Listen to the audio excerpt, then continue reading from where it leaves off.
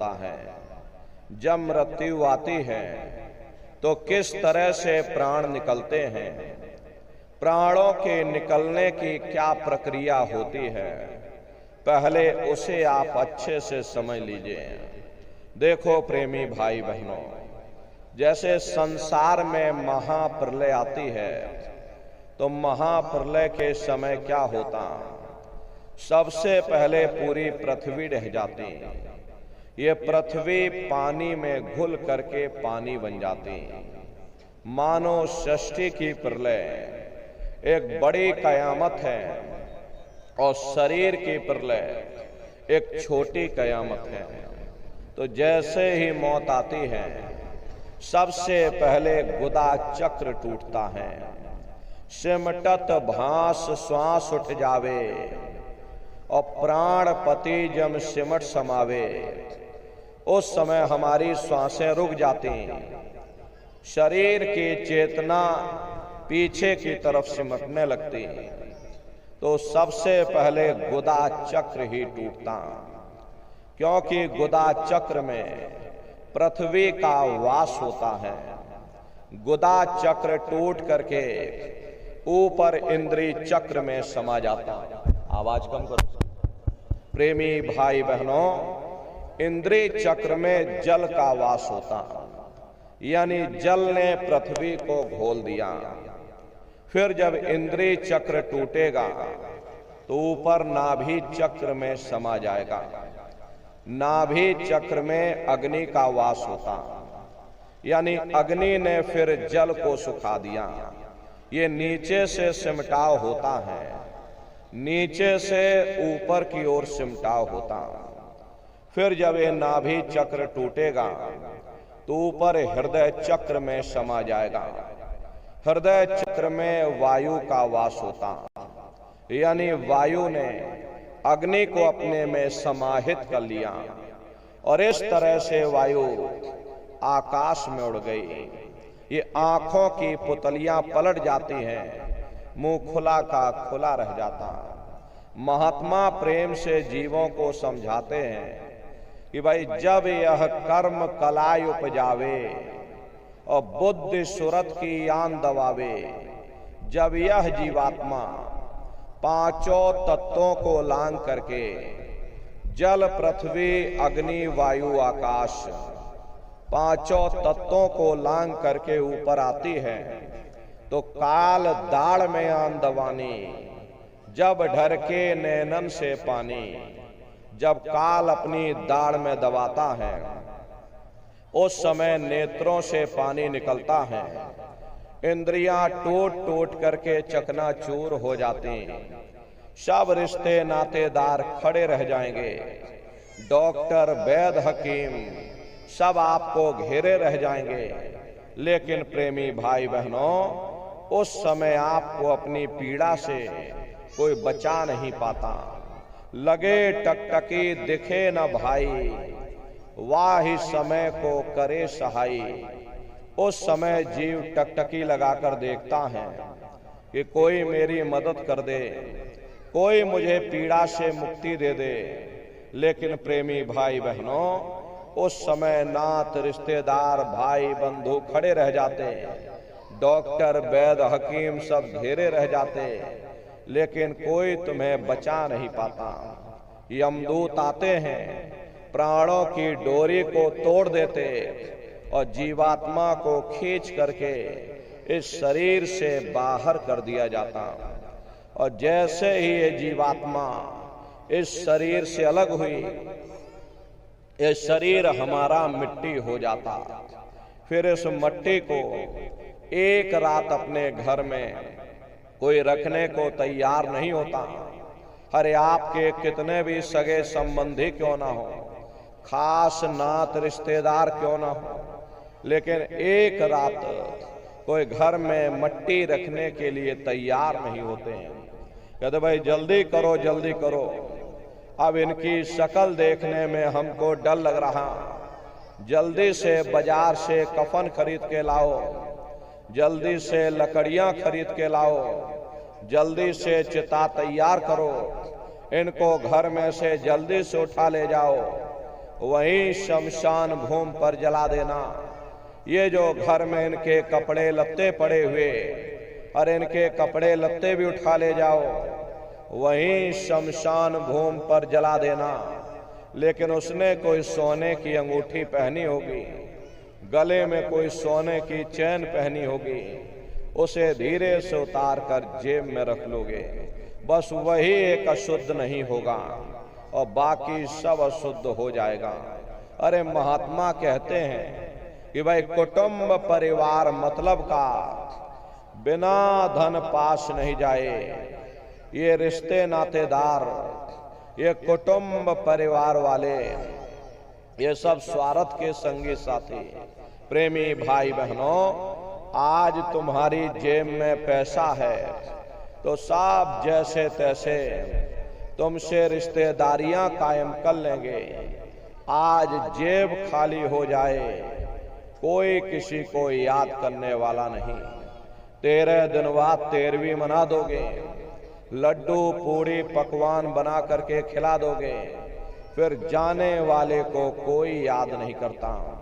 अभी बूढ़े बुजुर्गों से पूछा जाए कि क्या तुमको तुम्हारे माँ बाप की याद आती है, तो कहेंगे भाई नहीं आती। क्यों नहीं आती? तुम्हारे माँ बाप थे, तुमको पाला पोसा बड़ा किया, खुद भूखे रहे होंगे, तुम्हारा पेट पाला होगा, तुमको तुम्हारे माँ बाप की याद क्यों नहीं आती?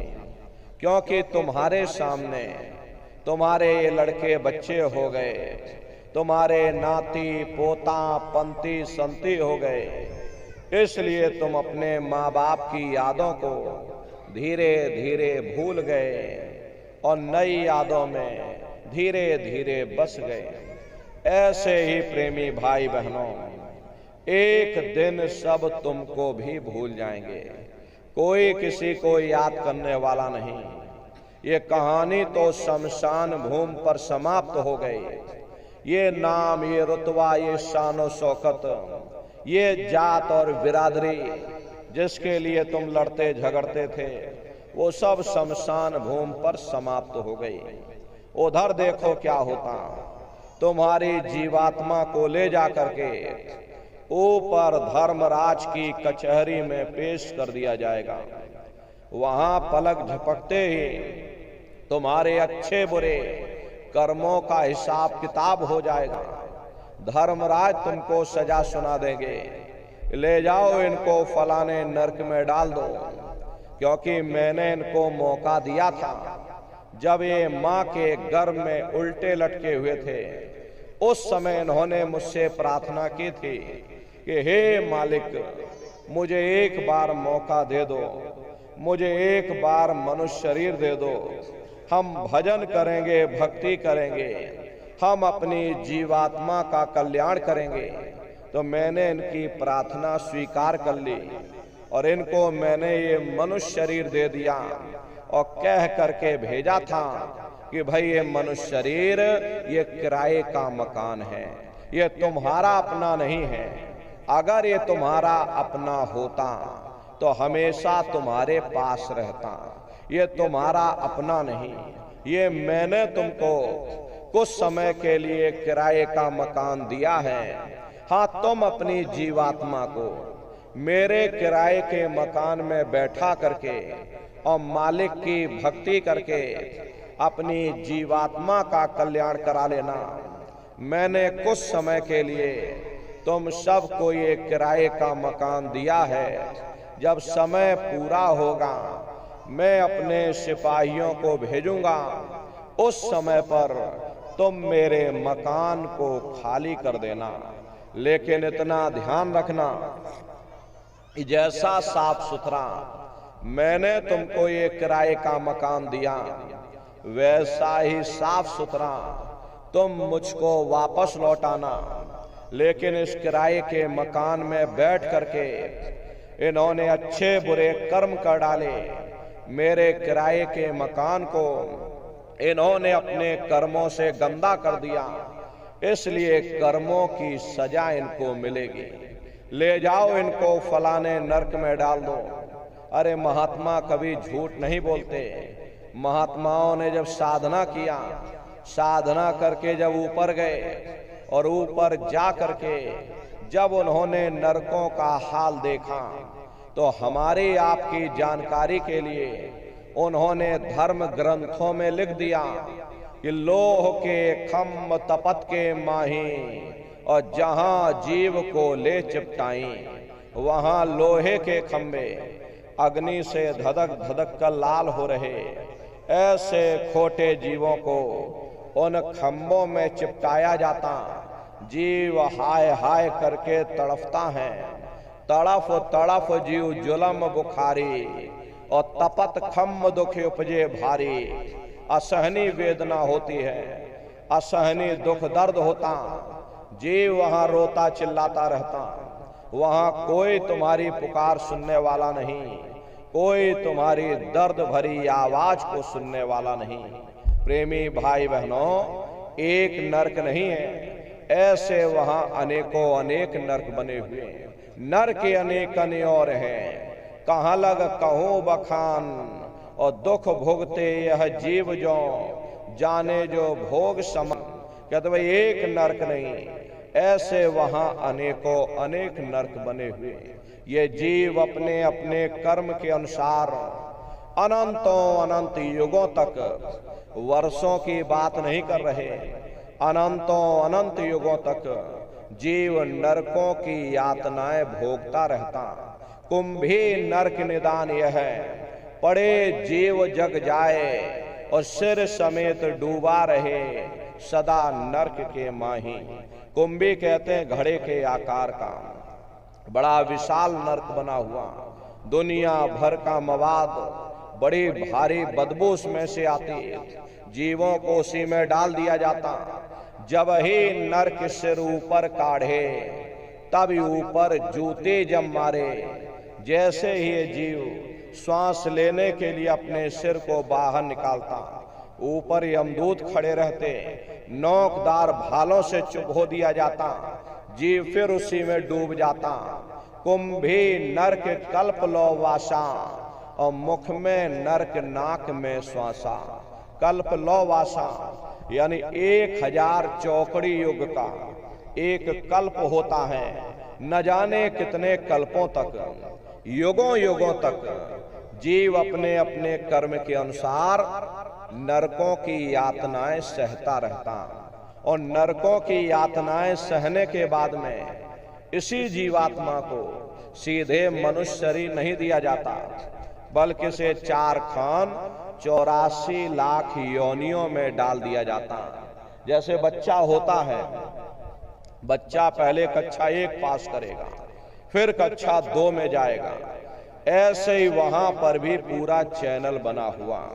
नरकों की यातनाएं भोगने के बाद में इन्हीं जीवात्माओं को 4 खान 84 लाख योनियों में डाल दिया जाता।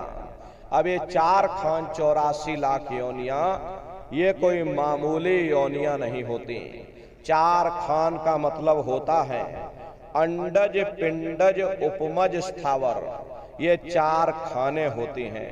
पहली श्रेणी तो इन पेड़ पौधों की आती है जिनके अंदर पानी का तत्व मौजूद होता है। कभी ये भी मनुष्य हुआ करते थे, लेकिन आज अपने कर्मों का भोग पा रहे हैं, एक जगह पर बेचारे खड़े हुए।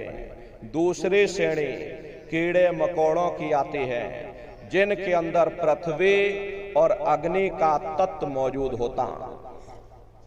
तीसरी श्रेणी पंछियों की आती, चौथी चौपाए जानवरों की आती, और 5वीं स्वयं इंसान की आती, जिसके अंदर 5 तत्व जल पृथ्वी अग्नि वायु आकाश 5 तत्व मौजूद होते।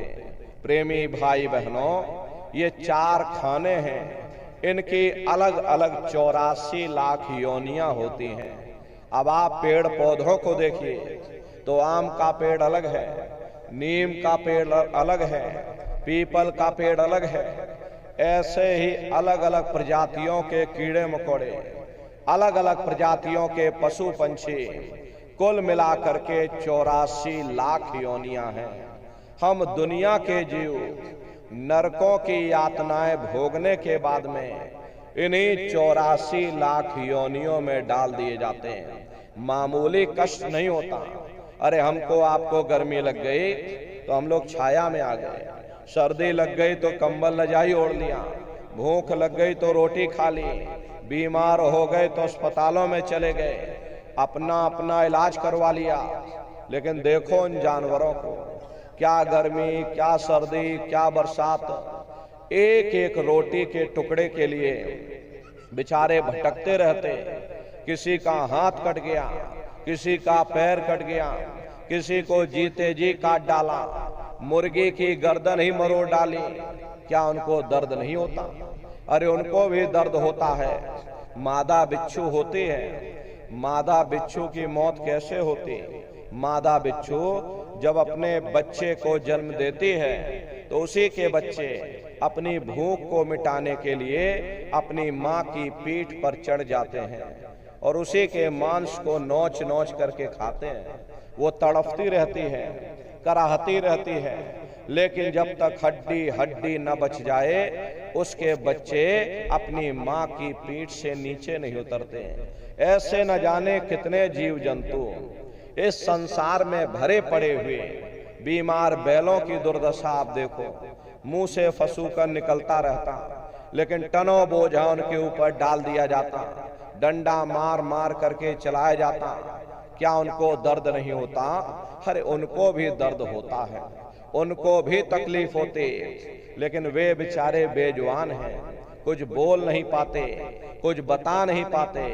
हम लोगों के अंदर ये जुबान है, हम लोग बोल बता देते, वे सिर्फ रोते और चिल्लाते रहते। कौन उनकी पुकार सुनने वाला? प्रेमी भाई बहनों, कोई सुनने वाला नहीं।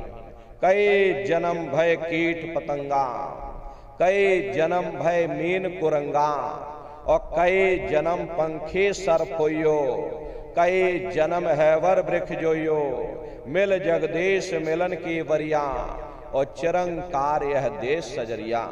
करोड़ों करोड़ युगों से हम आप नरकों की यातनाएं भोगने के बाद फिर कभी कीड़े पतंगों की योनि में, कभी पेड़ पौधों की योनि में, तो कभी पशु और पंछियों की योनि में भटका खाते हैं। प्रेमी भाई बहनों, 84 लाख योनियों की सबसे जो आखिरी योनि होती है वो गाय और बैल की योनि होती है। गाय स्त्री का रूप लेती है और बैल पुरुष का रूप लेते हैं। ये 84 लाख योनियों की सबसे आखिरी योनि, यानी कि अंतिम पायदान होता है, अंतिम सीढ़ी होती है। उसके बाद तब जाकर के हम लोगों को दोबारा फिर से मनुष्य शरीर प्राप्त होता।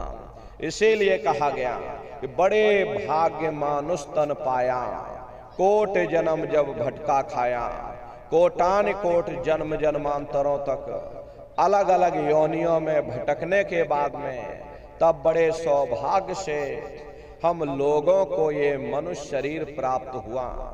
बड़े से बड़े देवी देवता भी इस मनुष्य शरीर को पाने के लिए तरसते हैं, क्योंकि उन नरकों से, उन 84 से निकलने का केवल एक ही दरवाजा है, वह केवल मनुष्य का शरीर है। लेकिन बड़े अफसोस की बात है, जैसे किसी को हीरा मिल गया, अब उसे हीरे की परख नहीं, उसने हीरे को गधे के गले में बांध दिया। ठीक उसी प्रकार से ये मनुष्य शरीर उत्तम से उत्तम है, लेकिन इंसान इसकी कद्र नहीं करता। खाने पीने ऐशो इशरत में अपने कीमती समय को और श्वासों की पूंजी को बर्बाद कर देता। महात्मा प्रेम से समझाते हैं कि भाई बड़े सौभाग्य से तुम लोगों को ये मनुष्य शरीर मिल गया, इसे मनुष्य रूपी मंदिर में बैठ करके हम उस परमात्मा की भक्ति कर सकते हैं। इसीलिए संतों महात्माओं ने इस पंच भौतिक शरीर को सच्चा हरि मंदिर कहकर याद किया कि हरि मंदिर यह शरीर है और ज्ञान रतन प्रकट होए, ये असली हरि मंदिर है। जब भी वो मालिक मिलेगा इसे हरि मंदिर के अंदर मिलेगा। इसे पंच भौतिक शरीर को ईसा मसीह साहब ने टेम्पल ऑफ लिविंग गॉड यानी जिंदा ईश्वर का मंदिर कहा। इसी पंच भौतिक शरीर को गुरु नानक साहब ने नर नारायणी देह कहकर याद किया। ये वो देह है जिसमें नारायण स्वयं विराजमान है। वो नारायण जब भी मिलेंगे तुम्हें तुम्हारे अंदर मिलेंगे। यही कबीर साहब ने लिखा कि जो तिल माही तेल है, जो चकमक में आग, तेरा साईं तुझ में और जाग सके तो जाग। जिस तरह से तिल में तेल होता है, पत्थर में अग्नि होती है, ठीक उसी तरह से वो मालिक हर एक के घट घट में, हर एक के वजूद के अंदर बैठा हुआ। यही आपकी धर्म पुस्तकों में भी लिखा है कि अरे मोको का धूड़े रे बंदे, मैं तो तेरे पास में, और ना तीरथ में ना मूरत में, मैं तो हूँ विश्वास में। ना मैं तीरथ में मिलूंगा, ना मैं मूरत में मिलूंगा, ना मैं मंदिर में मिलूंगा, ना मैं मस्जिद में मिलूंगा, ना मैं ग्रंथों में मिलूंगा, ना मैं पोथियों में मिलूंगा, ना मैं किताबों में मिलूंगा। चाहे सारी उम्र बैठ करके तुम किताबें पढ़ते रहो, हर मैं जब भी मिलूंगा तो मैं तुम्हारे अंदर मिलूंगा। प्रेमी भाई बहनों, बड़ी सीधी सी बात है कि अगर खाना बनाने की किताब सारी उम्र बैठ करके पढ़ते रहोगे कि खाना ऐसे बनता है और खाना वैसे बनता है, खाने में नमक डाला जाता, खाने में तेल डाला जाता, तो कभी तुम्हारा पेट नहीं भर सकता। जब तक हम खाना बनाएंगे नहीं, उसे खाएंगे नहीं, कभी तुम्हारा पेट नहीं भर सकता। हम वेदों की निंदा नहीं करते, हम ग्रंथों की निंदा नहीं करते, हम गीता कुरान बाइबल की निंदा नहीं करते। अरे वेद शास्त्र गीता कुरान बाइबल कहती है कि भाई मनुष्य के अंदर अंड खंड ब्रह्मांड है, स्वयं वो परमात्मा इसके अंदर बैठा हुआ। चलो अंदर चलो, अंदर चल करके उस परमात्मा का दर्शन दीदार करो। अब सवाल ये उठता है, भाई आखिर हम अपने अंदर जा करके उस मालिक का दर्शन कैसे करेंगे? तो इसके लिए महात्माओं ने केवल 3 साधन बताए। साधन 3 सारण वर्णे, और साधन सब थोथे मान। इस कलयुग में उस मालिक को पाने के लिए संतों महात्माओं ने केवल 3 साधना बताई। पहला है सुमरन, दूसरा है ध्यान और तीसरा है भजन। सुमरन कहते हैं मालिक को याद करना, ध्यान कहते हैं दृष्टि को एकाग्र करना, और भजन कहते हैं कान में उंगली डाल करके उस शब्द को सुनना, उस नाम को सुनना, उस आवाज को सुनना जो 24 घंटे तुम्हारे अंदर गूंज रही। प्रेमी भाई बहनों, ये सुरत शब्द नाम योग की साधना है। संतों का जो इतिहास रहा, संतों के इतिहास में सबसे पहले कबीर साहब आए, जिन्होंने सुरत शब्द नाम योग की साधना शुरू की। उसके बाद में और भी महात्मा आए, कबीर, नानक, दादू दरिया, भीखा, रविदास, पलटू, जगजीवन। आप चित्रकूट में चले जाइए, गोस्वामी जी महाराज जिन्होंने रामचरित्र मानस बनाई। इधर आप राजस्थान में चले जाइए, मीराबाई हुई, सहजोबाई हुई। प्रेमी भाई बहनों, जितने भी महात्मा हुए, सभी महात्माओं ने सुरत शब्द नाम के कमाई की, नाम के भेद का उच्चारण किया। प्रेमी भाई बहनों, इस कलयुग में उस मालिक को अगर पाना चाहते हो तो सुरत शब्द नाम की कमाई करनी पड़ेगी। सुरत शब्द नाम की कमाई करना, सब जतन दूर अवधरना, कोई दूसरा उपाय नहीं, केवल एक ही उपाय है इस कलयुग में, सुरत शब्द नाम की कमाई।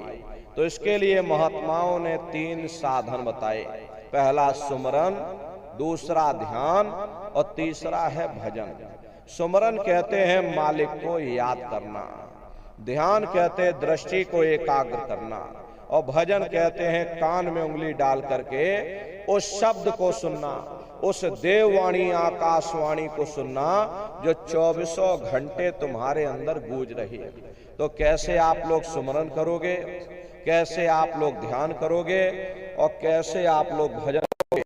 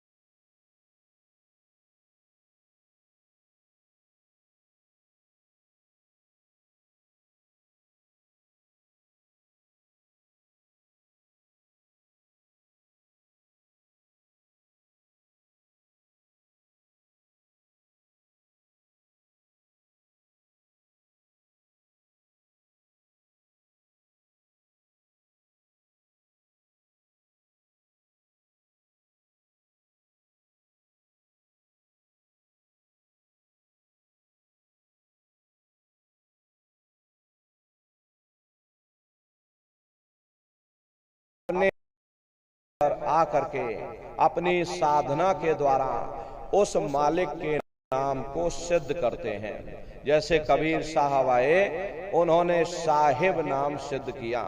गुरु नानक साहब आए, उन्होंने वाहिगुरु नाम सिद्ध किया। गोस्वामी जी महाराज आए, उन्होंने राम नाम सिद्ध किया। मीराबाई आई, उन्होंने गिरधर नाम सिद्ध किया। इसी तरह से हमारे गुरु महाराज जय गुरुदेव नाम सिद्ध करके गए। जय गुरुदेव नाम का जहाज लगाकर गए। अगर इस जहाज पर सारी दुनिया बैठेगी, ये जहाज सारी दुनिया को पार करेगा। नए जीवों के लिए नामदान की प्रक्रिया को और सरल से सरल किया गया, ताकि बगैर पढ़े लिखे लोग हैं, चाहे बूढ़े बुजुर्ग हैं, या चाहे बच्चे बच्चियां हों, आसानी से आप लोग समझ जाओ और सुमरन ध्यान भजन कर सको। एक है साध है सब सद है, सब साध है सब जाए। अपने गुरु की उंगली पहले पकड़ लो, क्योंकि गुरु तुम्हारा सच्चा रहबर है। अरे गुरु गोविंद दो खड़े काके लागो पाई, बलिहारी गुरु आपने जिन गोविंद दियो बताई। महिमा उन्हीं की है जिन्होंने गोविंद को लखा दिया। इसीलिए कहा जाता है वह गुरुर ब्रह्मा गुरुर विष्णु गुरुर देवो महेश्वरः और गुरुर साक्षात पार ब्रह्म तस्मै श्री गुरुवे नमः। इसलिए प्रेमी भाई बहनों, साधना करने से पहले जय गुरुदेव नाम का सुमरन आप सभी प्रेमी भाई बहन करिएगा। सुमरन करने के बाद में फिर आप ध्यान पर बैठिएगा। दूसरा है ध्यान, और ध्यान कहते हैं दृष्टि को एकाग्र करना। कैसे आप लोग ध्यान करोगे, जरा अच्छी तरह से समझ लीजिए। अपने अपने घरों में पलथी मार करके बैठिएगा। शरीर को टाइट मत करना। बहुत से प्रेमी क्या करते हैं कि अपने शरीर को बिल्कुल टाइट कर देते हैं। अब शरीर को आप टाइट कर दोगे तो शरीर आपका थक जाएगा और फिर शरीर ढीला पड़ जाएगा। इसलिए पहले से ही अपने शरीर को बिल्कुल ढीला छोड़ देना। जितना आराम से बैठोगे उतना आपके लिए अच्छा रहेगा। तो ढीले बदन से बैठिएगा। आंखों को धीरे से बंद कर देना। दोनों आंखों के मध्य भाग में दूर सामने देखिएगा तो सामने आपको अंधेरा दिखाई पड़ेगा। बस उसी अंधेरे में एक जगह पर अपनी दृष्टि को रोकिएगा। होशियारी यही रहे ये आंखों की पुतलियां हिलने ना पाए। शुरुआती समय में ये आंखों की पुतलियां हिलेंगी, लेकिन जब आप अभ्यास करोगे, करत करत अभ्यास ते जड़मत होत सुजान, जब अभ्यास करते रहोगे तो आंखों की पुतलियां हिलना बंद हो जाएंगी। तो दूर सामने अंधेरे में एक जगह पर अपनी दृष्टि को रोकिएगा। उस समय किसी को बारे में सोचना नहीं, किसी के बारे में विचार मत करिएगा। विचार करने की आदत हमारे अंदर पहले से पड़ी हुई है। हम किसी भी व्यक्ति को देखते हैं तो देखने से पहले ही हम उस व्यक्ति के बारे में विचार करने लग जाते हैं। ये जो विचार हैं यही ध्यान में बाधक बन जाते हैं। कोशिश ये करना जब आप ध्यान पर बैठो मन में कोई विचार ना आने पाए, निर्विचार हो करके, शून्य हो करके बस सामने अंधेरे को देखते रहो। बस इतना ही काम करो, शून्य हो करके सामने अंधेरे को देखते रहना। एक टक हो करके आप उस अंधेरे को देखते रहिएगा। देखते देखते देखते देखते आपकी दृष्टि अंधेरे में एकाग्र हो जाएगी।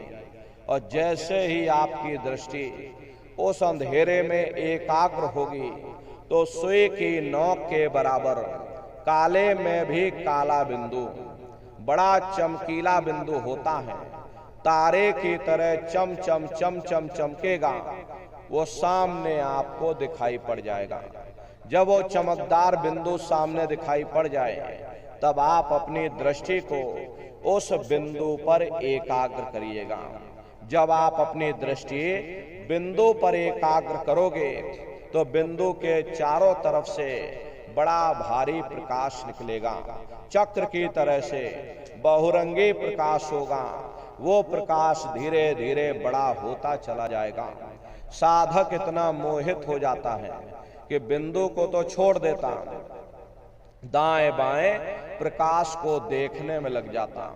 जब आप दाएं बाएं प्रकाश को देखने में लग जाओगे, चूंकि प्रकाश उस बिंदु से निकल रहा और आपने बिंदु को ही छोड़ दिया, प्रकाश को देखने में लग गए, तो प्रकाश भी गायब हो जाएगा, वो बिंदु भी गायब हो जाएगा, फिर अंतर में अंधेरा छा जाएगा, फिर आपको उतनी मेहनत करनी पड़ेगी।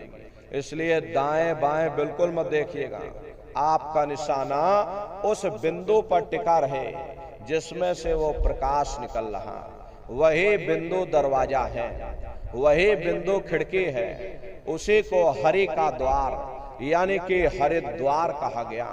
प्रेमी भाई बहनों, जब आप उस बिंदु को देखते रहोगे तो वो बिंदु फट जाएगा, वो दरवाजा खुल जाएगा, ये शिव नेत्र खुल जाएगा, ये दिव्य दृष्टि खुल जाएगी और आप दरवाजे के अंदर दाखिल हो जाओगे। एक बार प्रेमी भाई बहनों ये दिव्य दृष्टि खुल जाए, फिर क्या भूत क्या भविष्य और क्या वर्तमान कोई भेद आपसे गुप्त नहीं रहेगा। लाखों वर्ष पहले क्या हुआ था, भविष्य में क्या होने वाला है, आप बैठ करके ध्यान में सब कुछ देख सकते हो। तो यह ध्यान करने का तरीका। और तीसरा है भजन। गाने बजाने का नाम भजन नहीं है, नाच गाना ढोल मजीरा का नाम भजन नहीं है। भजन कहते उस रूहानी आवाज को सुनना जो 24 घंटे तुम्हारे अंदर गूंज रही। तो कैसे भजन करोगे, जरा अच्छी तरह समझ लीजिए। ये दोनों उंगली कानों में डाल करके ये कानों को बंद कर लेना। कान इसीलिए बंद किए जाते हैं ताकि बाहर की कोई आवाज हमको सुनाई ना पड़े। अपनी सुविधा से बैठिएगा। कुर्सी पर चाहे कुर्सी पर बैठ जाओ, सोफे पर चाहे सोफे पर बैठ जाना, या कोई तकिया इस तरह से रख लेना और दोनों कोहनी यहाँ रख करके और दोनों उंगली कानों में डाल करके ये कानों को बंद कर लेना।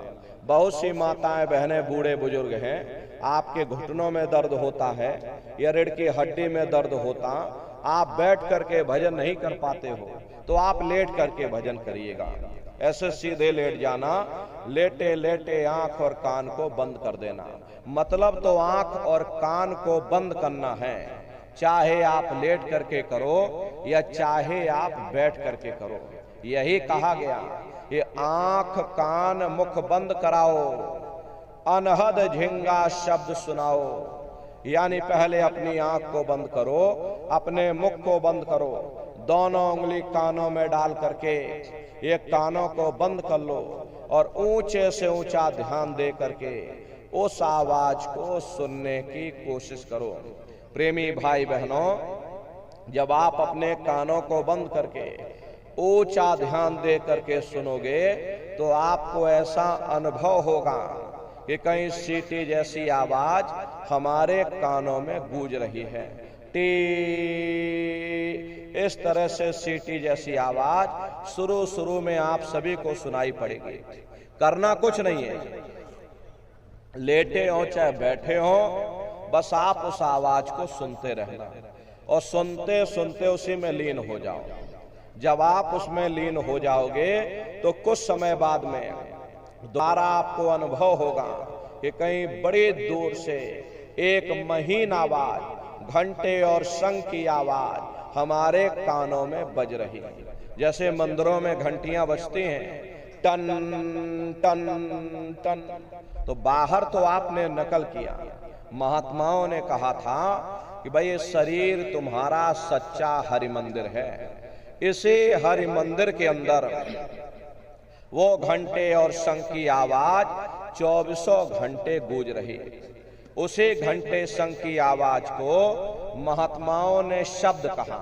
अरे आपके धर्म पुस्तकों में लिखा है कि पोथी पढ़ पढ़ जग मुआ, पंडित भया न कोई, और 2.5 अक्षर प्रेम का पढ़े सो पंडित होई। दुनिया वाले कहते हैं कि 2.5 अक्षर का मतलब प्रेम है। प्रेम नहीं है, प्रेम में तो मात्रा लगी हुई है। यहां पर जिस 2.5 अक्षर का वर्णन उन महात्माओं ने किया है वो है शब्द सा, आदा, बा और दा। उसी शब्द को महात्माओं ने नाम कहा। कलयुग केवल नाम आधारा, सुमेर सुमेर नर उतरहि पारा। कलयुग में केवल नाम का आधार है, वो नाम तुम्हारे अंदर 24 घंटे गूंज रहा। तो उसी घंटे शंख की आवाज को महात्माओं ने शब्द या नाम कहा। उसी को मुसलमान फकीरों ने कलमा कहा। उसी को ईसा मसीह साहब ने वर्ड या लागस कहकर याद किया। उसी को गुरु नानक साहब ने अनहद वाणी कहकर याद किया। चीन में जो महात्मा हुए उन्होंने इसको ताओ कहकर याद किया, और हिंदू महात्माओं ने देववाणी, आकाशवाणी कहकर के याद किया। उन अलग अलग महात्माओं ने अपनी अपनी भाषा में हम लोगों को समझाने की कोशिश की है कि भाई वो घंटे शंख की आवाज तुम्हारे सबके अंदर गूंज रही, वो आपको सुनाई पड़ेगी।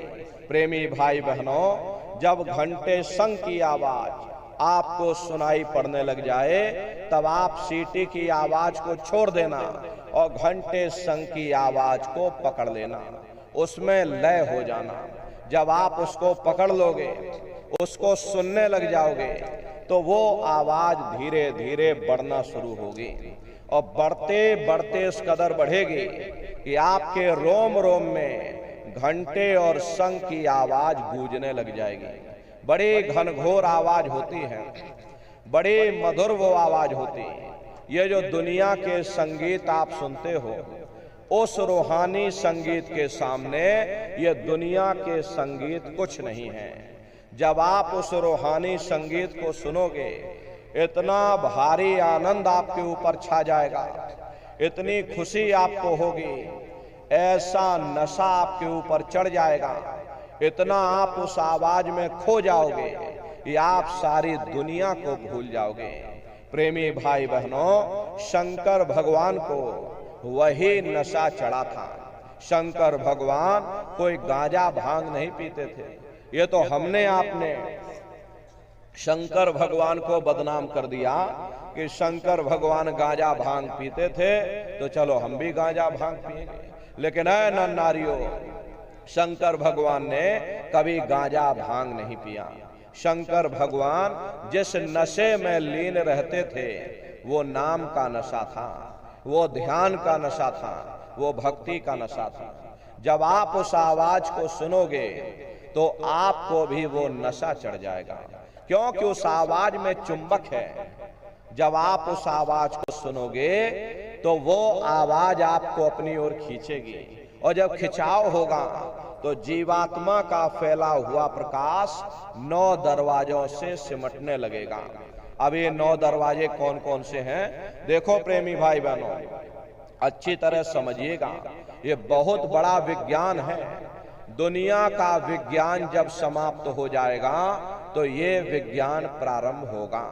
तो 9 दरवाजे कौन कौन से हैं? 2 आंख, 2 कान, 2 नाक के सुराख, 1 मुंह और 2 मलमूत्र का रास्ता, ये शरीर के 9 दरवाजे हैं। सबसे पहला दरवाजा गुदा चक्र आता है। गुदा चक्र में गणेश जी वास करते हैं। गणेश जी वहां के मालिक हैं। ये 4 दल का कवल है, यहाँ पर पृथ्वी तत्व पाया जाता है। उसके ऊपर इंद्रिय चक्र आता है। इंद्रिय चक्र में ब्रह्मा जी वास करते हैं। ये 6 दल का कवल है, यहाँ पर जल तत्व पाया जाता है। उसके ऊपर ये नाभि चक्र आता है। नाभि चक्र में विष्णु जी वास करते हैं। ये 8 दल का कवल है, यहाँ पर अग्नि तत्व पाया जाता है। उसके ऊपर ये हृदय चक्र आता है। हृदय चक्र में शिव जी वास करते हैं। ये 12 दल का कवल है, यहाँ पर वायु तत्व पाया जाता है। वास तो वो ऊपरी मंडलों में करते हैं, लेकिन उनका प्रकाश, उनकी किरणें इन चक्रों पर पड़ती हैं। उसी के ऊपर एक कंठ चक्र आता है, यहाँ पर आद्या महाशक्ति की किरणें पड़ती, और ये 16 दल का कवल है। और आप सबसे ऊपर, तुम्हारी जीवात्मा सबसे ऊपर दोनों आंखों के मध्य भाग में बैठी है, जहां पर देवियां बिंदी लगाती हैं और पुरुष जहां पर टीका लगाते हैं। ये बिंदी और टीका यहाँ पर हम लोग इसीलिए लगाते हैं क्योंकि यहीं पर हमारी जीवात्मा बैठी है, उसका श्रृंगार किया जाता है। तो ये 10वां द्वार है जहां पर तुम्हारी जीवात्मा बैठी हुई।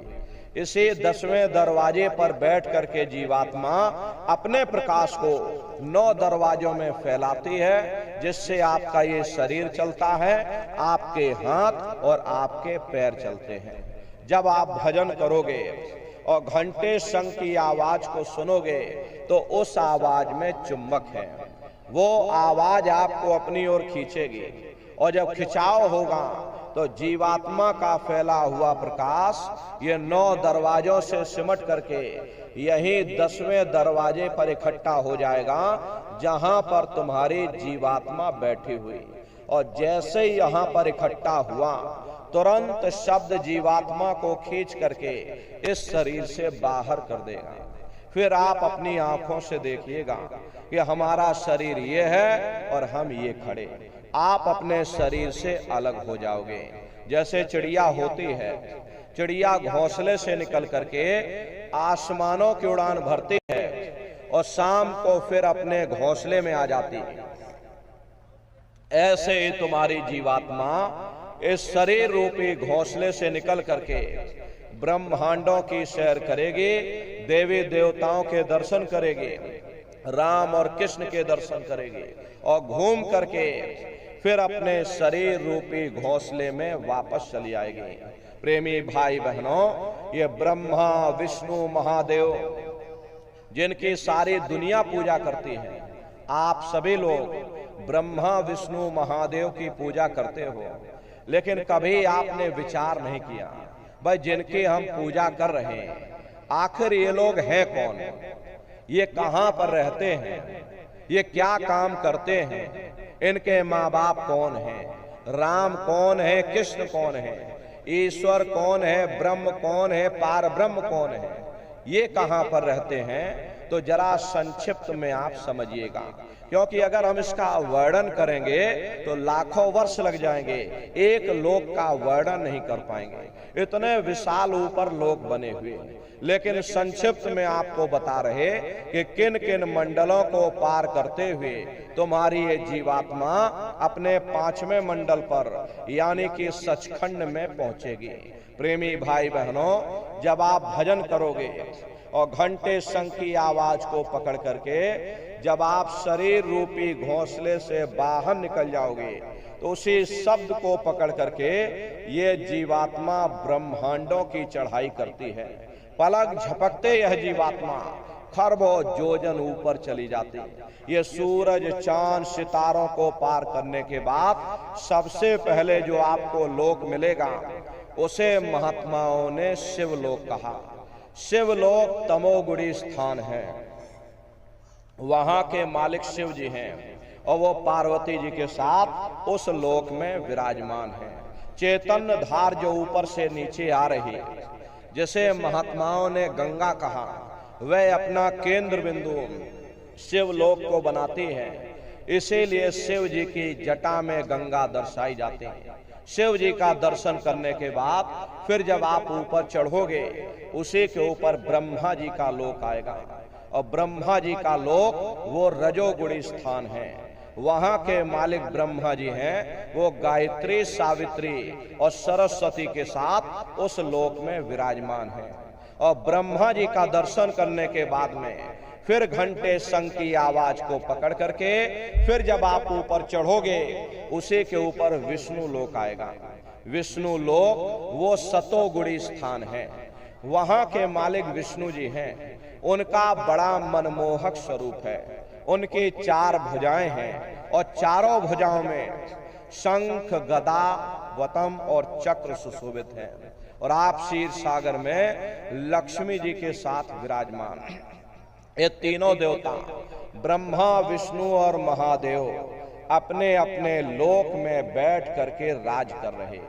एक रचयिता है जो जीवों को रचता है, एक पालनहार है जो जीवों को पालता है, और एक संहार करता है जो जीवों को नष्ट कर देता।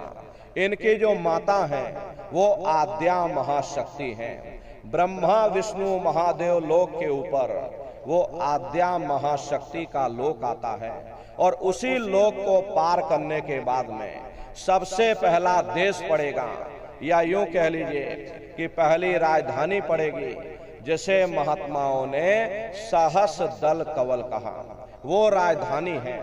ये ब्रह्मा विष्णु महादेव प्रेमी भाई बहनों उस राजधानी के अंतर्गत आने वाले जिले हैं।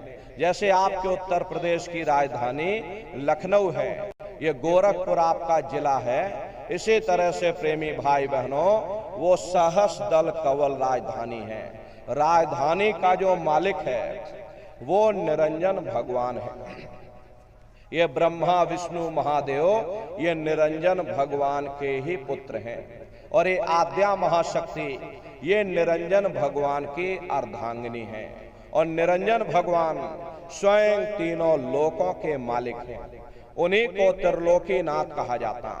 हिंदू उन्हीं को परमात्मा कहते, मुसलमान उन्हीं को खुदा कहते, और ईसाई उन्हीं को गॉड कहते। घंटे और शंख की आवाज जो हर इंसान के अंदर गूंज रही है, वो आवाज उन्हीं के मुखार बिंद से हो रही है।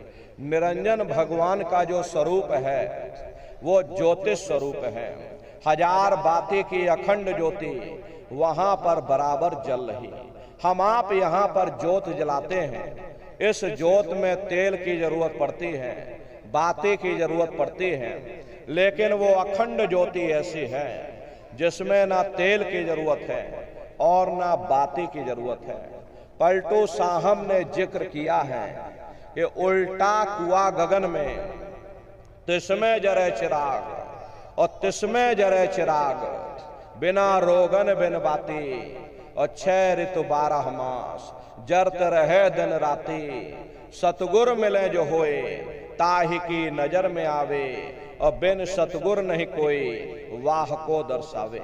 वो अखंड ज्योति ऐसी है जिससे पूरा ब्रह्मांड प्रकाशवान हो रहा। जितनी भी अवतारी शक्तियां आई, राम आए, राम को वहीं से नीचे उतारा गया। इसीलिए उस देश को अयोध्या नगरी या कौशलपुर देश कहा गया। गोस्वामी जी महाराज जब साधना करके वहां पहुंचे, तभी गोस्वामी जी महाराज ने रामचरितमानस में लिख दिया कि मुद्यो नैन त्रिशत में भयो पुण्य चितवत कौशलपुर गयो। जब मैंने अपनी बाहर की आंख बंद की, मेरी अंतर की आंख खुल गई और मैं क्या देख रहा हूं कि मैं कौशलपुर देश में पहुंच गया। मोह विलोक राम मुस्काई, मुझे देख करके राम भगवान प्रसन्न हो गए। उन्होंने ऊपर जाने का मुझे रास्ता दे दिया। मैं ऊपर जा करके क्या देख रहा हूं कि उधर माज सुन अंडज राया, देखें बहु ब्रह्मांड निकाया, अति विचित्र तह लोक अनेका, रचना अधिक एक तेका। विचित्र विचित्र भांत के वहां पर लोक बने हुए, एक से सुंदर एक महल वहां पर बने हुए, जिनकी शोभा अवर्णीय है। जब साधक वहां पहुंचता है, जब आप वहां पहुंचोगे, वहां की रचनाओं को देखोगे, देखते ही रह जाओगे। ये क्या ईश्वर की लीला है, कैसी उसकी कारीगरी है, अनंत उसकी सत्ता है, अनंत ही उसका प्रकाश है। प्रेमी भाई बहनों, उसी आनंद को पा करके बड़े बड़े राजे महाराजाओं ने अपने राजकाज पर ठोकरें मार दी और जंगलों में जा करके नंगे हो करके नाचने लगे। कबीर साहब जब वहां पहुंचे, तभी उन्होंने लिख दिया, अचरज देखा भारी साधो, अचरज देखा भारी रे, बिना बजाए निस्दिन बाजे, घंटा शंख नगारी रे, बहरा सुन सुन मस्त होत है, तन की खबर बिसारी रे, बिन भूमि के महल बना है, तामे जोत नजारी रे। प्रेमी भाई बहनों, ब्रह्मानंद संत जन बिरला, कोई समझे बात हमारी रे। प्रेमी भाई बहनों, वो असली अयोध्या नगरी है, वो राम भगवान का देश है। राम जी का दर्शन करने के बाद फिर तुम्हारी ये जीवात्मा दूसरे मंडल के शब्द को पकड़ करके दूसरे मंडल की चढ़ाई करेगी। श्याम तज श्वेत को गहना, सुरत को तान धुन सुनना, और बंक के द्वार धस बैठो और त्रिकुटी जाय कर लेना। उसी के ऊपर दूसरा देश आता है, जैसे महात्माओं ने त्रिकुटी देश कहा। वहां के जो मालिक हैं वो ब्रह्म हैं। वहीं से मन और माया की उत्पत्ति हुई। वहीं से तीन गुण, रजोगुण, तमोगुण, सतोगुण, तीनों गुणों की उत्पत्ति वहीं से हुई। ये जो आपके वेद हैं, वेदों को सारी दुनिया पढ़ती है, वेदों की भी उत्पत्ति उसी स्थान से हुई है। अरे महात्मा कहते हैं कि त्रिकुटी महल में विद्या सारा, घन हर गरजे बजे नगारा, और लाल वरन सूरज उजियारा। वहां पर दो धुनें, बादलों की गर्जन और मृदंग की आवाज उस लोक में गूंजती रहती है। जैसे पहले स्थान पर राम भगवान के देश में घंटे और शंख की आवाज गूंजती है, ऐसे ही दूसरे मंडल पर यानी कि ब्रह्म के देश में बादलों की गर्जन और मृदंग वहां पर बजता रहता। ओम का जाप बराबर वहां होता रहता। ब्रह्म का जो स्वरूप है, लाल वरन सूरज उजियारा। ये सूरज कुछ नहीं, ऐसे लाखों लाख सूर्य इकट्ठे करोगे तो वहां का एक सूर्य बनेगा। प्रेमी भाई बहनों, ब्रह्म का जो स्वरूप है वो सुबह के लाल सूर्य के समान है। इसीलिए वहां का पूरा ब्रह्मांड लाल है। जहां तक आपकी निगाह जाएगी, ब्रह्म देश में चारों तरफ आपको लाल ही लाल नजर आएगा। महात्मा जब साधना करके वहां पहुंचे, तभी महात्माओं ने लिख दिया कि लाले मेरे लाल की, और जित देखूं त लाल, और लाली देखन में गई और मैं भी हो गई लाल। वो पूरा ब्रह्मांड ही लाल है। जितने साधक वहां पहुंच जाते, उन सभी को योगेश्वर कहा जाता है। योगेश्वर की पदवी मिलती है। जैसे व्यास जी हुए, वशिष्ठ जी हुए, वाल्मीकि जी हुए, इन सब की पहुंच वहीं तक थी। इसीलिए कहा गया कि वाल्मीकि भय ब्रह्म समाना। जब इनकी जीवात्मा वहां पहुंची और जब इन्होंने ब्रह्म का दर्शन किया तो इनका स्वरूप भी ब्रह्म के समान यानी कि ब्रह्म स्वरूप हो गया। तो जितने साधक वहां पहुंच जाते उन सभी को योगेश्वर कहा जाता है। योगेश्वर भगवान श्री कृष्ण उसी देश में वास करते हैं। ये जो ब्रह्म देश है वो श्री कृष्ण भगवान का ही देश है और श्री कृष्ण भगवान वहीं पर रहते हैं। ये बाहर की जन्माष्टमी नहीं है जो आप लोग मनाते हो, ये तो आपने नकल किया। महात्माओं ने कहा था भाई सही मायने में तुम जन्माष्टमी कब मनाओगे? जब तुम्हारी ये जीवात्मा 5 तत्व जल पृथ्वी अग्नि वायु आकाश और 3 गुण रजोगुण तमोगुण सतोगुण 5 तत्व और 3 गुणों से परे होकर के ब्रह्म देश में पहुंच करके जब कृष्ण भगवान का दर्शन कर लोगे तब सही मायने में जन्म अष्टमी मनाई जाएगी। वहां कृष्ण भगवान का दर्शन करने के बाद फिर तुम्हारी ये जीवात्मा तीसरे मंडल के शब्द को पकड़ करके तीसरे मंडल की चढ़ाई करती है। आगे पहुंची सुन झंकार, ररंकार धुन सुनी पुकार, आगे श्वेत सुन्न है भाई और मान सरोवर पैठ नहाई। उसी के ऊपर तीसरा देश आता जिसे महात्माओं ने सुन्न देश कहा, उसी को रारंग देश कहा जाता और उसी को अक्षर और नेति कहा जाता। वहां के जो मालिक हैं प्रेमी भाई बहनों, वहां के जो मालिक हैं वो रारंग पुरुष यानी कि पार ब्रह्म पुरुष हैं। वहां किंगरी और सारंगी 2 धुनें उस लोक में गूंजती रहती है और पार ब्रह्म पुरुष का जो स्वरूप है वो पूर्णमासी के चंद्रमा के समान बड़ा ही मनमोहक स्वरूप है। इसी स्थान पर प्रेमी भाई बहनों एक बहुत बड़ा अमृत का सरोवर बना जिसे महात्माओं ने मान सरोवर कहा। जब तुम्हारी ये जीवात्मा उस मान सरोवर में स्नान कर लेगी तो जन्म जन्मांतरों के मैले पाप कर्म साफ हो जाएंगे। हर यहाँ के पानी से तुम्हारे कर्मों की सफाई नहीं होने वाली। ये बाहर का पानी तुम्हारे शरीर के मैल को धो सकता है, लेकिन जो पापों का मैल है, जो अंतःकरण में गंदगी जमा, वो जब साफ होगी जब आप तीसरे मंडल पर पहुंच करके उस गंगा में डुबकी लगाओगे। उसमें स्नान करने के बाद में ये जीवात्मा हंस रूप हो जाती है। हंसन मिले हंसा हो जाई, मिले जो अमी हारा है। जीवात्मा का खुद का प्रकाश उस अमृत के सरोवर में स्नान करने के बाद 16 सूर्य के बराबर हो जाता। तो फिर यही जीवात्मा चौथे मंडल के शब्द को पकड़ करके फिर चौथे मंडल की चढ़ाई करती है। 2 पर्वत के संग निहारो और भंवर गुफाते संत पुकारो। 2 पर्वतों को पार करने के बाद वो बड़ा सुंदर देश आता जिसे महात्माओं ने भंवर गुफा कहा। वहां के जो मालिक हैं वो सोहंग पुरुष हैं। वहां बंसी यानी मुरली की मधुर ध्वनियां सदा उस लोक में उच्चारण होती रहती है। और सोहंग पुरुष का दर्शन करने के बाद में ताके परे धाम सतनामा और बीन बजे सतलोक ठिकाना। सोहंग देश के ऊपर वो 5वां देश आता जिसे महात्माओं ने सचखंड देश कहा।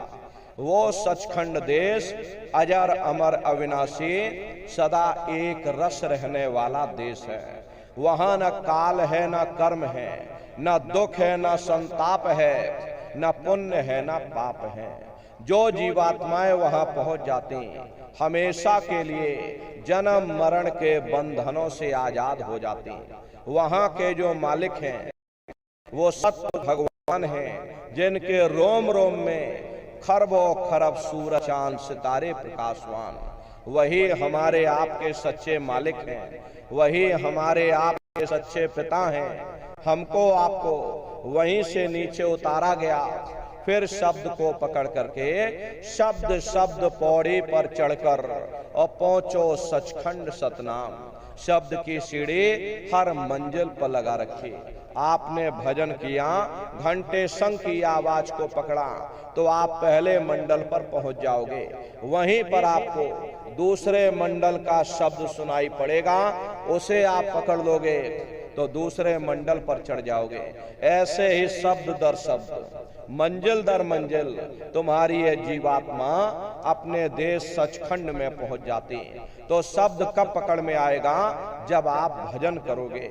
और भजन कैसे किया जाएगा जरा अच्छी तरह से समझ लो।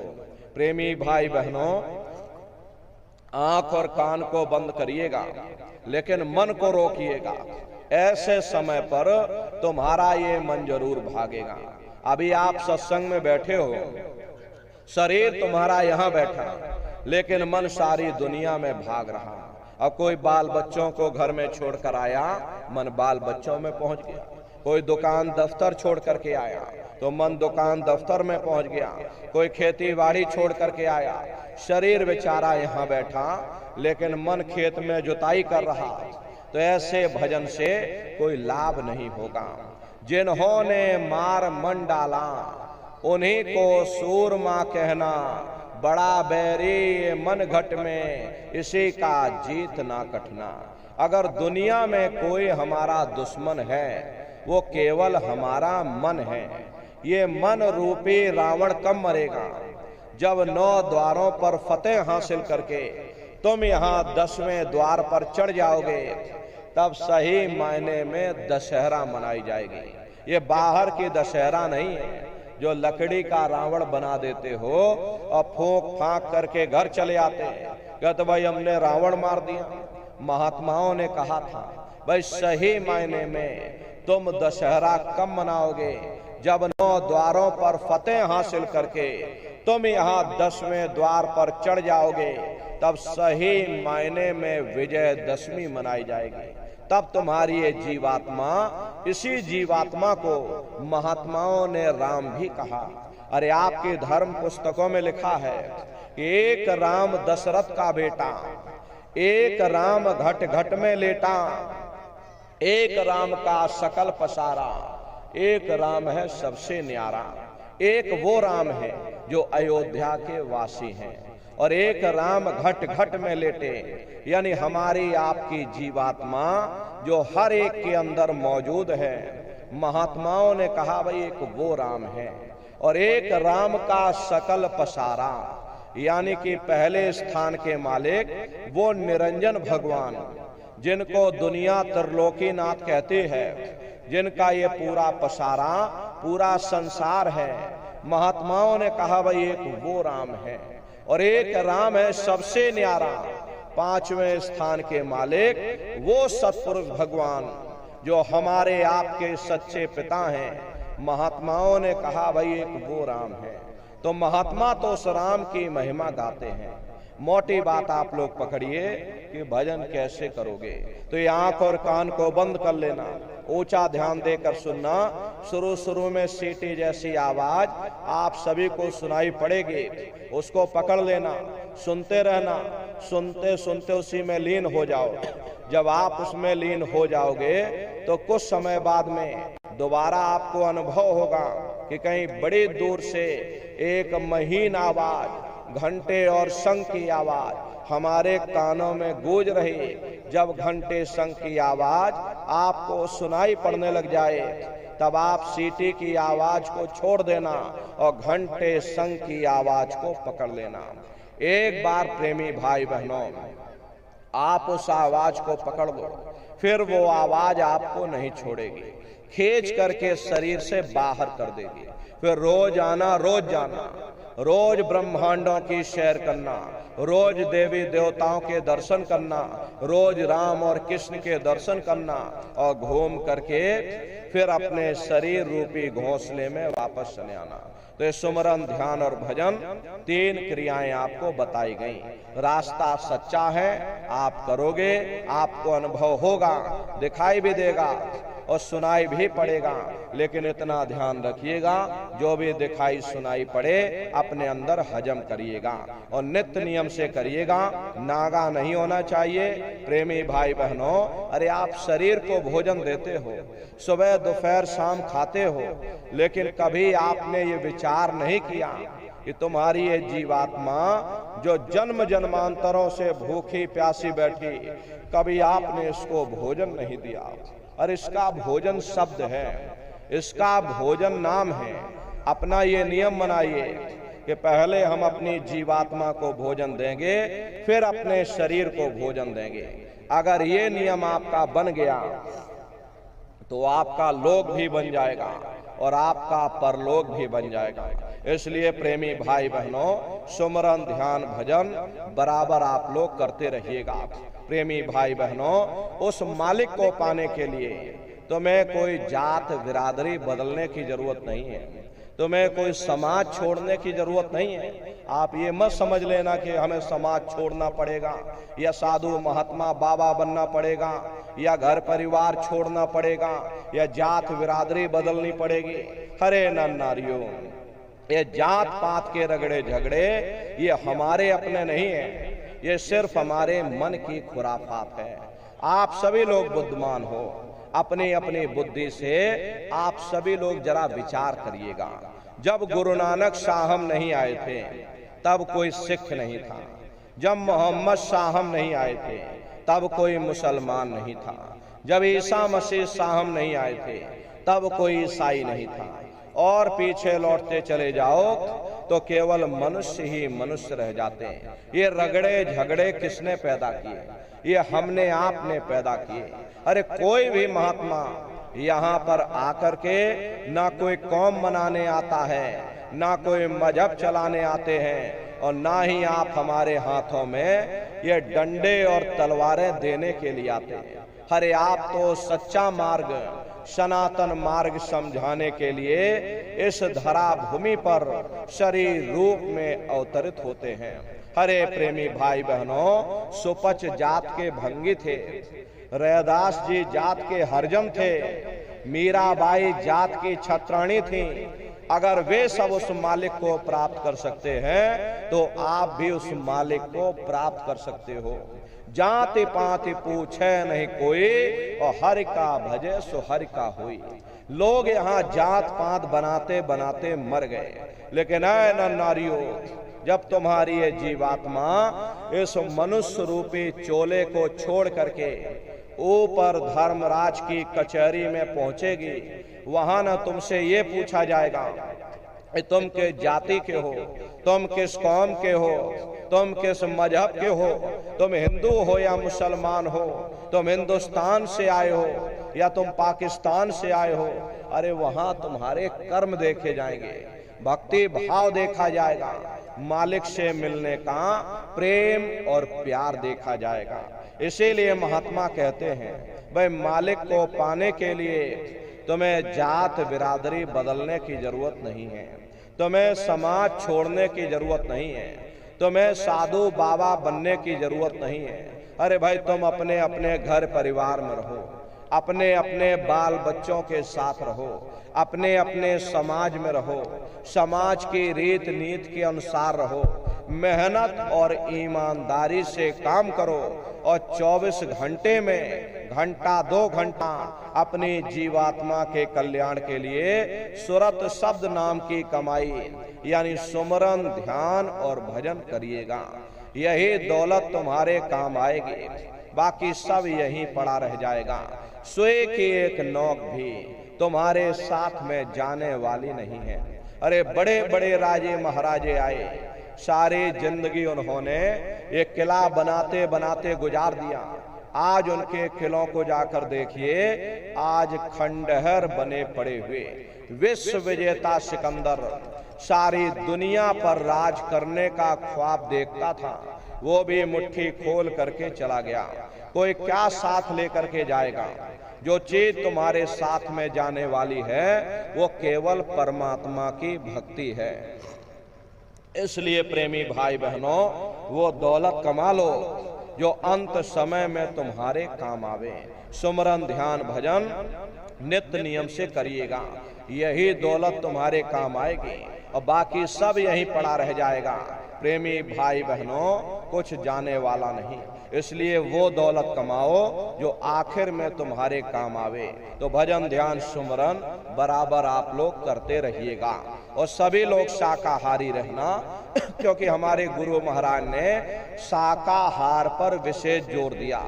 गुरु महाराज हमारे कहते थे कि बच्चे बच्चियों, तुम लोग शाकाहारी रहना, शाकाहार का प्रचार करते रहना, इसी से देश और दुनिया में भारी परिवर्तन होगा।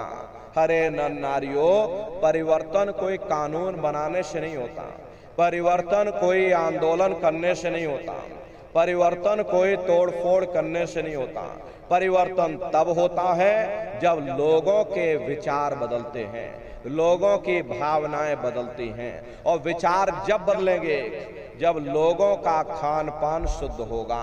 देसी कहावत है कि जैसा खाए अन्न और वैसा होए मन।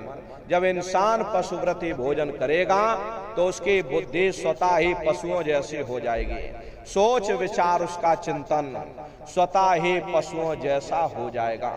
फिर जिस शराब के नशे में माँ बहन बेटी की पहचान खत्म हो जाए, उस शराब को पी करके कैसे पता चलेगा कि क्या अच्छा और क्या बुरा है?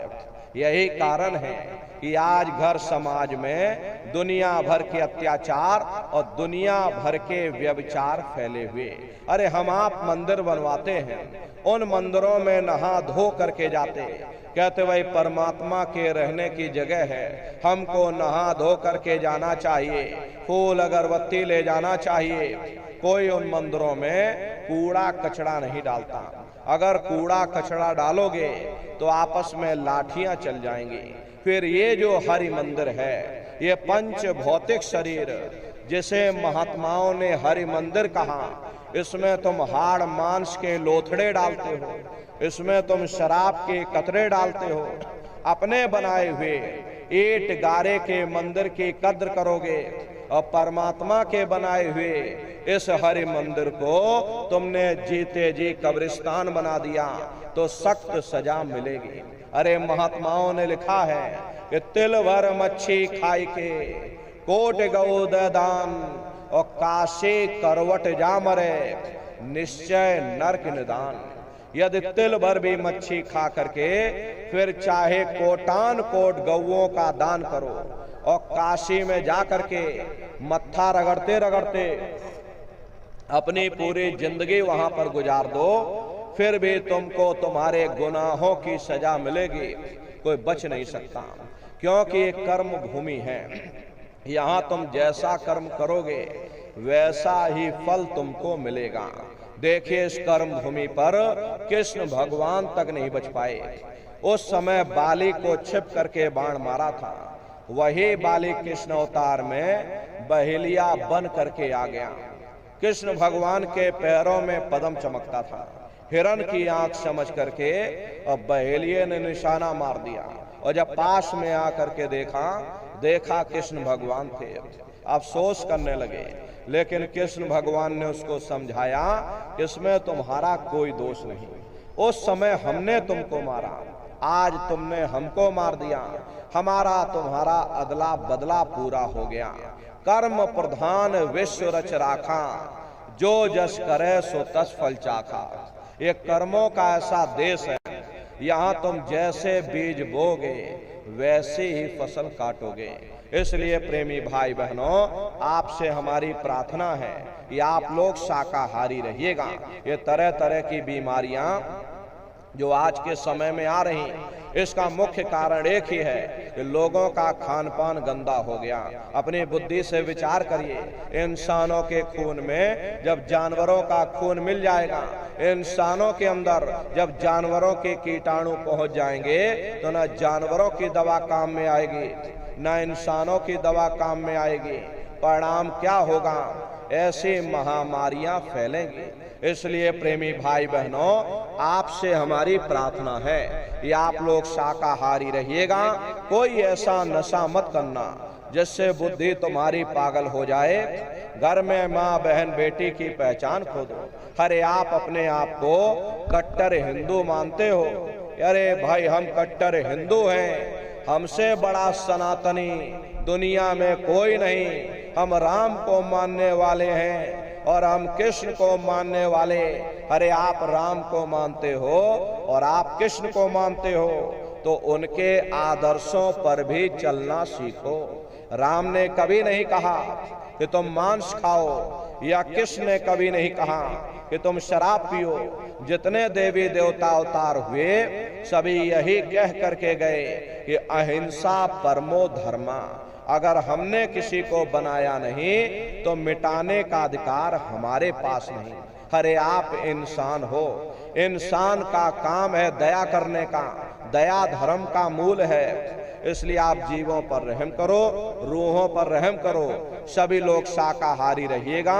शाकाहार का प्रचार अपने अपने क्षेत्रों में बराबर आप लोग करते रहना। ये धर्म का प्रचार है। सतयुग कैसे आएगा? राम राज कैसे आएगा? राम राज कोई भाषण देने से नहीं आने वाला। राम राज जब आएगा जब आप धर्म का प्रचार करोगे, और धर्म का प्रचार करने की जिम्मेदारी हम सभी प्रेमी भाई बहनों की है, क्योंकि हम सभी लोग अपने गुरु महाराज के जलाए हुए चिराग हैं। अगर एक एक चिराग एक एक गांव में पहुंच जाएगा, ये पूरा गांव प्रकाशवान हो जाएगा, ये पूरा समाज प्रकाशवान हो जाएगा। गुरु महाराज के संदेशों को जन जन के बीच में पहुंचाने की जिम्मेदारी हम सभी प्रेमी भाई बहनों की है। गुरु महाराज कह करके गए, बच्चा गांव गांव में तुम भजन केंद्र की स्थापना करो, गांव गांव में सत्संग होने लग जाए, गांव गांव के लोग शाकाहारी हो जाएं, गांव गांव के लोग सदाचारी बन जाएं, आंखों में माँ बहन बेटी की पहचान कायम हो जाए। जब हमारा गांव बदल जाएगा, ये पूरा समाज बदल जाएगा, निश्चय ही कलयुग में सतयुग आ जाएगा। इसलिए प्रेमी भाई बहनों, धर्म के प्रचार में आप सभी लोग अपना अपना योगदान दीजिएगा। देखिए, हमारे गुरु महाराज ने अपने गुरु की याद में मथुरा आश्रम पर इतना विशाल मंदिर बनवाया। गुरु महाराज हमारे कहते थे कि बच्चा, मंदिर का वो देवता वहां पर बैठ करके बरकत बांट रहा। अरे आप लोग आइए, वहां कोई रुपया पैसा नहीं चढ़ाया जाता, कोई चंदा चुटकी नहीं। अरे आप लोग आए, मंदिर के देवता के सामने अपनी एक बुराई को चढ़ा दीजिए। वहां पर बुराई चढ़ाई जाती है कि हम आज से मांस मछली नहीं खाएंगे, हम आज से अंडा शराब का सेवन नहीं करेंगे, हम आज से झूठ नहीं बोलेंगे, हम आज से किसी को धोखा नहीं देंगे। आप अपनी एक बुराई चढ़ा दो, आपकी एक मनोकामना पूरी होगी। ऐसा वरदानी मंदिर गुरु महाराज ने अपने गुरु की याद में मथुरा आश्रम पर बनवाया। उन्हीं की याद में ये गुरु पूर्णिमा का कार्यक्रम 1 जुलाई से और 5 जुलाई तक मथुरा आश्रम पर मनाया जाएगा। तारीख आप लोग याद रखिएगा, 1 जुलाई से 5 जुलाई तक ये गुरु पूर्णिमा का कार्यक्रम होगा। तो आप सभी प्रेमी भाई बहन गुरु पूर्णिमा के कार्यक्रम में पधारिएगा। देश के कोने कोने से दसियों लाख की संख्या में प्रेमी भाई बहन वहां मथुरा दरबार में पधारते हैं। अपने आश्रम पर गुरु महाराज की एक छोटी सी गौशाला भी है। गुरु महाराज के पास कुल 2 गाय थी। 2 गायों का इतना बड़ा परिवार है कि आज के समय में करीब करीब 3000 गाय हैं और 3000 से ऊपर सांड हैं। गौशाला अलग है और नंदीशाला अलग है। उसी के बगल में अपना विद्यालय भी है, जिसमें 2,500 से 3,000 बच्चे निःशुल्क विद्या अध्ययन करते हैं। वो गुरु महाराज की कर्म भूमि है और गुरु महाराज की जन्मभूमि, जहाँ पर हमारे गुरु महाराज का जन्म हुआ, जिला इटावा, ग्राम खितौरा में है। जैसा भव्य मंदिर मथुरा दरबार में बना हुआ, उसी तरह से भव्य मंदिर गुरु महाराज की जन्मभूमि पर बन करके तैयार हो चुका। ये जो आप फोटो देख रहे हो, ये गुरु महाराज की जन्मभूमि का मंदिर है। इधर जो फोटो लगी है, ये मथुरा दरबार का मंदिर है। आप पधारिएगा, ये गुरु पूर्णिमा के कार्यक्रम में गुरु महाराज की जन्मभूमि और कर्म भूमि का दर्शन दीदार लाभ प्राप्त करिएगा। तो अपने अपने बच्चों को भी साथ में लेकर के आया करिए। हम लोग ये सोचने लगते हैं, अरे बच्चों को क्या करेंगे ले जाकर, ये बच्चे छोटे हैं, इनको घर में रहने दो, इनको पढ़ाई लिखाई करने दो, अभी इनकी पढ़ाई लिखाई की उम्र है। ये सत्संग सुनना, ये भजन पूजा पाठ करना, ये तो हम लोगों का काम है। इन बच्चों को घर पर पढ़ाई लिखाई करने दो। बस यहीं पर हम आप धोखा खा जाते हैं। प्रेमी भाई बहनों, पढ़ाई लिखाई जरूरी है। हम ये बात आपकी मानते हैं कि आज के युग में शिक्षा बहुत जरूरी है। अरे हमको भी गुरु महाराज ने पढ़ाया लिखाया, हमको ये अंगूठा छाप नहीं है। गुरु महाराज ने हमको भी पढ़ाया लिखाया। प्रारंभिक शिक्षा हमारी गुरु महाराज की जन्मभूमि पर हुई। जो गुरु महाराज की जन्मभूमि है, वही हमारी भी जन्मभूमि है। 1 से लेके 5 तक खितौरा में पढ़े। उसके बाद गुरु महाराज ने मथुरा बुला लिया। आगे की पढ़ाई लिखाई हमने मथुरा में की। 10वीं किया, 12वीं किया, BA किया, LLB किया और LLB करके वकील भी बने। तो कहने का मतलब ये है कि गुरु महाराज ने हमको भी पढ़ाया लिखाया।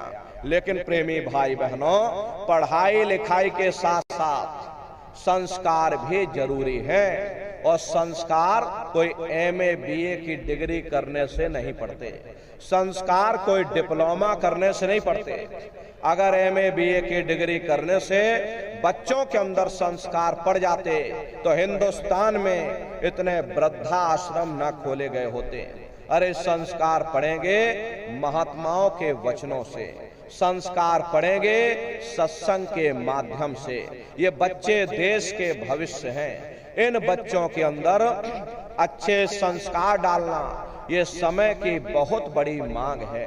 आज के समय में बच्चों के अंदर संस्कारों की कमी देखी जा रही है। वरना पहले के समय में अकेले माँ बाप अपने 4-4 बच्चों को पाल लेते थे, लेकिन आज के समय में वही 4-4 बच्चे, वही MA BA डिग्री डिप्लोमा किए हुए बच्चे अपने माँ बाप को रोटी नहीं खिला पा रहे। शादी हो जाती है, घर परिवार बांट करके रख दिया, जमीन जायदाद बांट करके रख दी, चूल्हा चौका बांट करके रख दिया, यहाँ तक कि माँ बाप को भी बांट करके रख दिया कि 10 दिन तुम हमारे घर में छोड़ देना और 10 दिन बाद तुम अपने घर ले जाना। प्रेमी भाई बहनों, ये संस्कारों की बहुत बड़ी कमी है माताओं बहनों।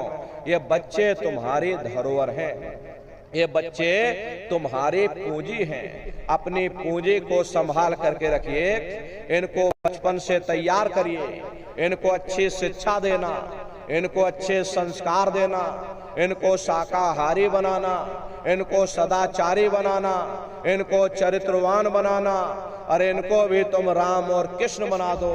यही बच्चे बड़े हो करके माँ बाप का नाम रोशन करेंगे, घर और समाज का नाम रोशन करेंगे। इसलिए प्रेमी भाई बहनों, अपने अपने बच्चों के साथ, इष्ट मिष्ट परिवार वालों के साथ आप सभी प्रेमी भाई बहन गुरु पूर्णिमा के कार्यक्रम में सपरिवार पधारिएगा और भजन ध्यान सुमरन स्मरण बराबर आप लोग करते रहना। इतना जान लीजिए प्रेमी भाई बहनों, ये रास्ता बिल्कुल सच्चा है। आप करोगे, आपको अनुभव होगा, दिखाई भी पड़ेगा, सुनाई भी पड़ेगा। अरे आपका लोक भी बन जाएगा और आपका परलोक भी बन जाएगा।